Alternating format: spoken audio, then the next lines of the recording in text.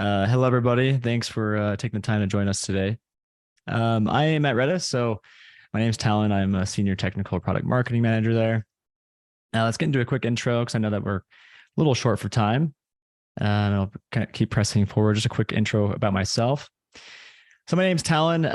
This is my wife, Olivia. We live in Salt Lake City, Utah. On the very right is one of my favorite places on earth. It's in Snowbird. It's yeah, one of the pictures I took last year, actually. I started my career at Oracle as a systems engineer. So although I'm a marketing person now, I definitely don't consider myself a marketing person. And then after Oracle, I went to a cryptocurrency firm back in the day when cryptocurrency was still very, very new. And ended up at Domo, which is a BI platform. My heart breaks a little bit every time there's a conversation about BI and Domo isn't brought up. I'm like, oh man, such a great platform.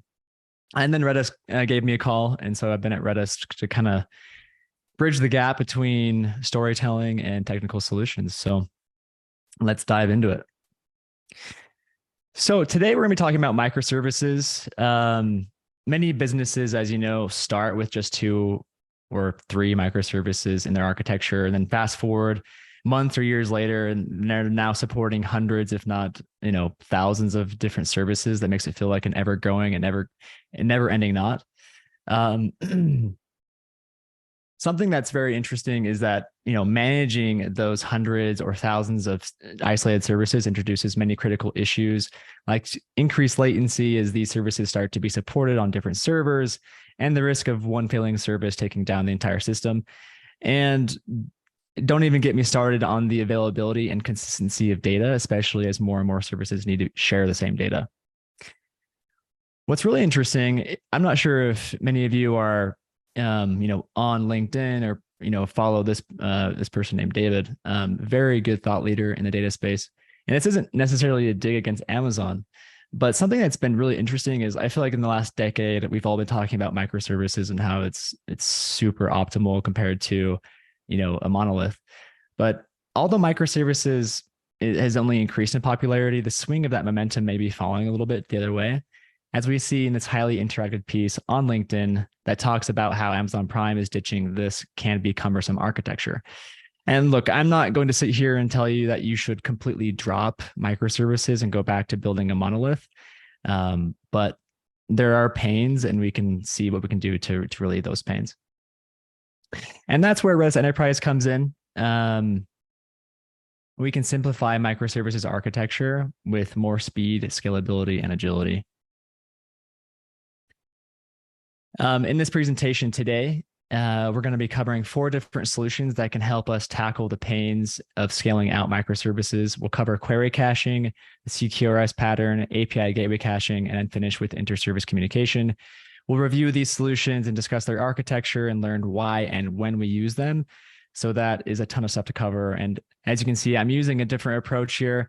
Like Guy's and Bala's presentations, I definitely don't prefer the text-based presentations. I think we're in Zooms all day. Hopefully this is a little bit more digestible for you guys. Let me know at the end if this kind of GIF, and by the way, GIF, I thought it was GIF. Apparently it's GIF.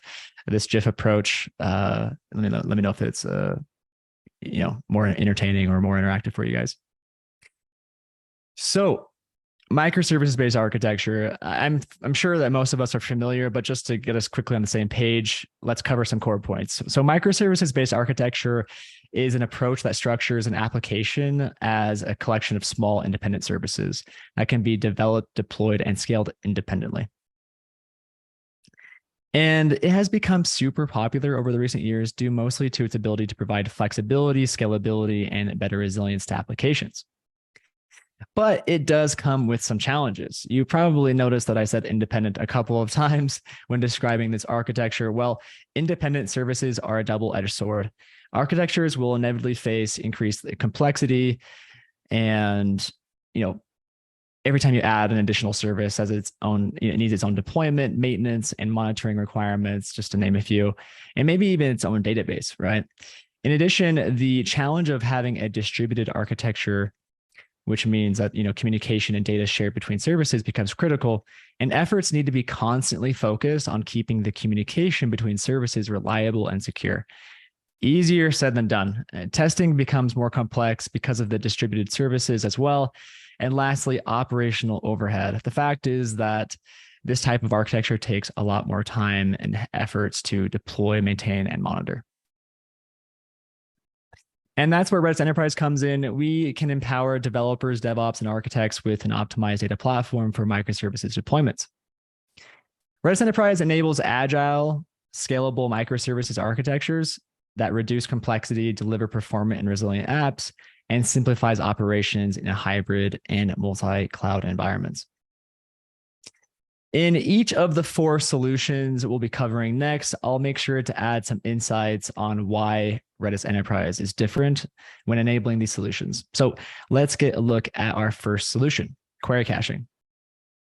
Query caching is a very popular way to reduce latency and increase speed and performance in microservices-based architecture. It's pretty simple, actually. And in fact, I just got out of another webinar. This was an internal webinar in Redis, and I'm telling you, everybody's finding a way or trying to look for a way to reduce latency in their microservices, because it also reduces cost as well. Just give me 1 second. My AC turned on. I don't want to hear any background noise.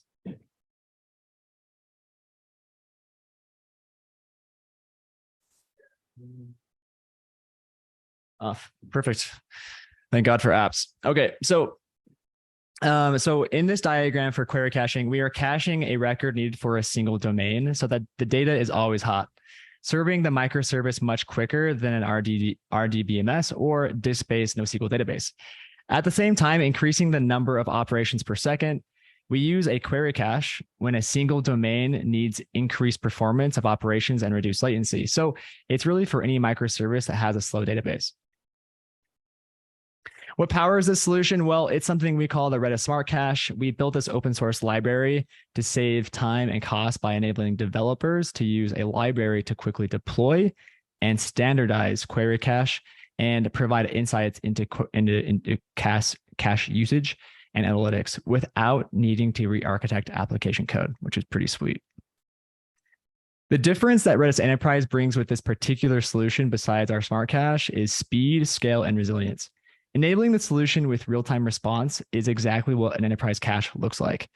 Pair that with elastic scalability that will match the throughput you need when you need it. And the best-in-class 5 nines of high availability, the highest amount of availability for Redis anywhere on the market. It really does make a difference. With 5 nines, you are looking at less than 30 seconds of downtime per month, which is insane. Dropping down to just the industry standard of 4 nines of availability skyrockets that downtime to, from 26 seconds of downtime per month to 86,400 seconds a month, or the equivalent of 24 hours of downtime per month. Can you imagine like a business having 1 day a month of failed operations? With that, it really affects the bottom line. That's why there's a huge push for businesses who are trying to get to that 5 nines. With that, let's move on to our next solution, the CQRS pattern. So for those who don't know, the CQRS pattern is command query responsibility segregation. In this diagram, where one microservice owns a system of record, or the command database on the diagram, while another requires fast read access or queries for a different business context. If that same database is used for both microservices, their deployment would be coupled, breaking the isolation principle, and could only optimize for either writes or reads, but not both.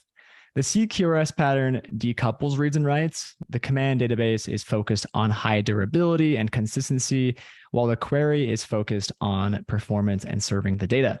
So when do we use it? When data from one domain needs to be queried in a different service without creating dependencies between services, and writes must flow through the system of record. So the difference that Redis Enterprise brings with this particular solution is latency and scalability. Ease of deploying, including the integrated change data capture tool, which we're really excited to talk about here in the next month, and a new product release from us. So take a look out for that. And the data capture tool transforms the system of record data from a write optimized structure like SQL to a read optimized structure like hash, while maintaining isolation. In addition, lightning fast queries, we can help lower TCO. Our typical customer saves 2 times DevOps resources due to automation and development efficiencies with our integrated C2C solution with the CQRS pattern in mind. So our next solution, API gateway caching. API gateway caching, which is caching globally shared data that must be accessed by all microservices at the API gateway level. Keeping that highly requested data hot so that operations happen at sub-millisecond speed. Typically, this data is session and authentication data for things like user IDs, preferences, authorization status, and permissions. So when do we use this solution? When we need globally shared data served to microservices to streamline user logins and add resilience to applications by reducing outages at the API gateway level, which acts as a single point of failure. The difference that Redis Enterprise brings with this particular solution is speed, scale, and resilience, just like the query caching solution. But it's also worth mentioning that Redis Enterprise simplifies operations and deployment through its supported operator for Kubernetes, as it automates the deployment and management of Redis clusters.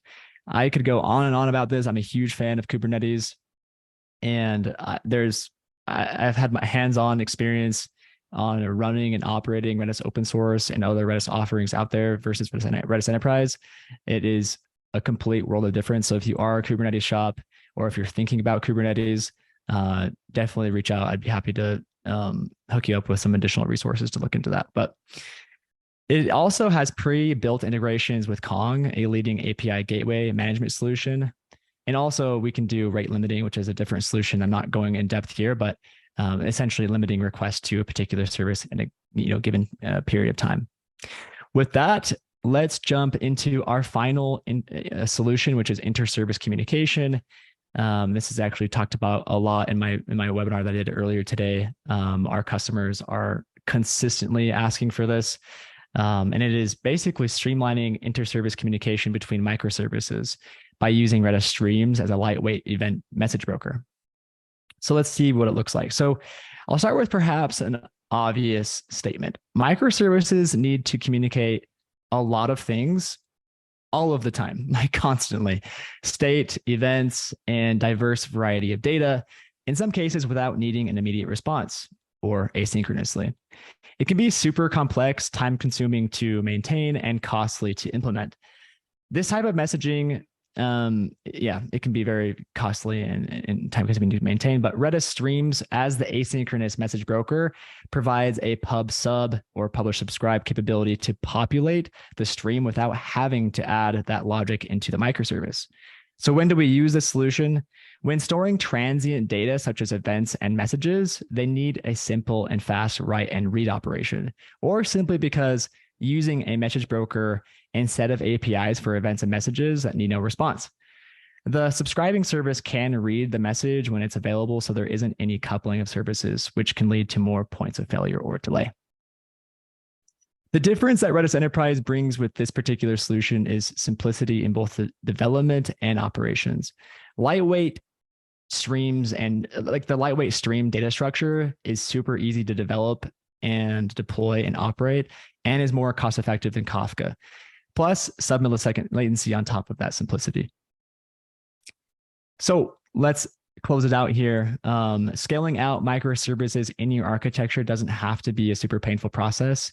And I'm not advocating to going back to a monolith. I've seen that being done a lot my time at Oracle. So you can certainly try to alleviate those pains through different solutions that exist out there, patterns that have been very well researched and tested by many different enterprises out there. But I highly encourage you to try Redis Enterprise for free today and see for yourself why it's the best Redis to supercharge your microservices architecture. Or if you want to learn more, check out our solution brief on simplifying microservices architecture to dive even deeper into these solutions that I've covered. Lastly, I have demos of each of these solutions on YouTube using a simple application. So if you do want to go look at like, what does a simple query cache application look like with and without Redis Enterprise or, CQRS pattern, go check it out. And with that, I think that's it, Ron. So I appreciate all the time. And yeah, hopefully that was a little bit entertaining. I wish I could have done a demo like Guy, but appreciate it.